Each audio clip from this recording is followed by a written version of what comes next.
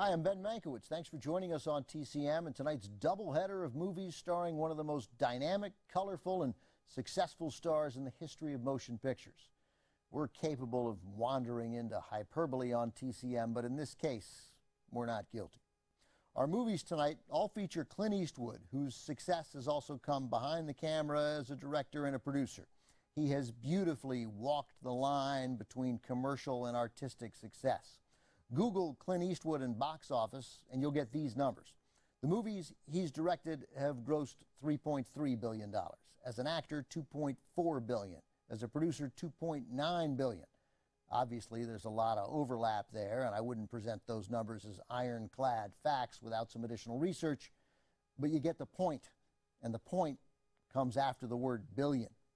Moreover, he's a four-time Oscar winner, winning for producing and directing both Unforgiven from 1992 and $1 Million Baby from 2004.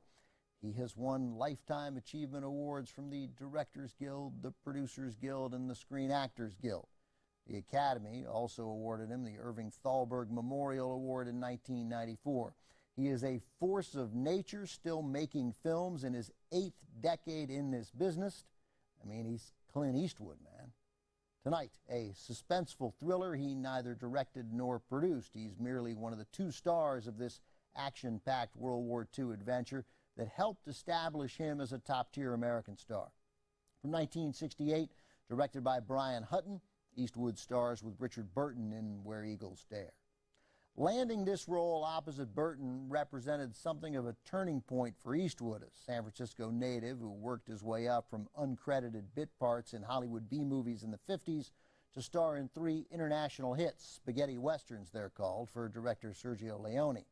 Those 3 pictures, A Fistful of Dollars, For a Few Dollars More, and The Good, the Bad, and the Ugly, were each released in the States in 1967, but never had Eastwood starred in a big Hollywood picture until Where Eagles Dare. Eastwood plays an American officer supporting a British agent, that's Burton, tasked with leading a team deep behind German lines to rescue a captured American general, but there is far more happening than meets the eye. But before we get to our feature, we have an installment in a new 9-part docu-series from Warner Brothers that covers Eastwood's impressive career.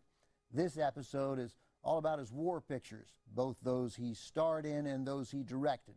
So in about 16 minutes, we'll have Where Eagles Dare. But first, here is Clint Eastwood, a cinematic legacy, Courage Under Fire. That was Clint Eastwood at the beginning of his American superstardom, killing Nazis with Richard Burton in Where Eagles Dare, a movie that really exploited the Hollywood tradition of having German soldiers seemingly shoot at the feet of Americans in movies. I mean, there was a lot of inexplicable missing happening there. Eastwood is currently 91 years old. He's still at it. His latest movie, Cry Macho, which he stars in and directs, hit theaters in September, currently streaming on HBO Max. Actress Mary Ewer, who played the English spy helping Eastwood and Richard Burton in Where Eagles Dare, was once married to playwright John Osborne, the writer who transformed British theater with his 1956 working-class play Look Back in Anger. She played the lead character's wife in the play and reprised her role in the film version opposite Richard Burton. Ewer, a fine actress, was later married to actor Robert Shaw. Tragically, she died young at age 42 of an accidental overdose in their London home. Coming up, more Clint Eastwood as he stars in an interspecies road comedy from 1978. Stick around for Every Which Way But Loose. It's next on Turner Classic Movies.